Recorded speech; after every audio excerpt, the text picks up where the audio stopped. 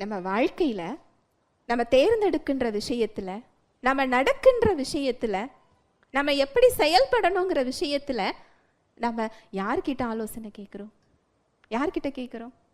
மனிதர்களிடத்தில். நம்ம படிச்சிருந்தா நம்மளுடைய ஞானத்தின் மேலே என்ன வருது? நமக்கு நம்பிக்கை வருது.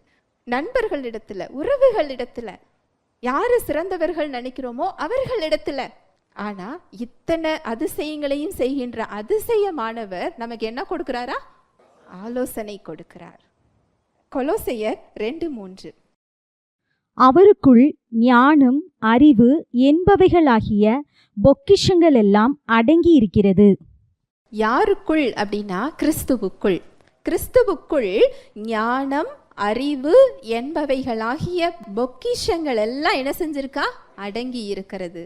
நாம என்ன பேசணுமோ, நாம எதை தேர்ந்தெடுக்க வேண்டுமோ, நம்ம என்ன செய்யணுமோ, நம்ம எதுல தீர்மானம் எடுக்கணுமோ, எப்படி நடக்கணுமோ, இதற்கு ஆலோசனை தருகிறதற்காக அவர் நமக்குள்ள என்ன செய்யறாரா? இருக்கிறார்.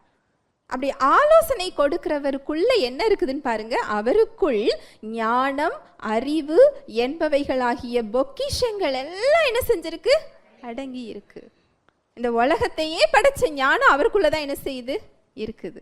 அப்போ யார்கிட்ட நம்ம அட்வைஸ் கேட்கணும்? யார்கிட்ட நம்ம ஞானத்தை கேட்கணும்? யார்கிட்ட நான் ஆலோசனையை கேட்கணும்? ஞானமே யாரு தான் உலகத்துல? கிறிஸ்து தான் ஞானம்.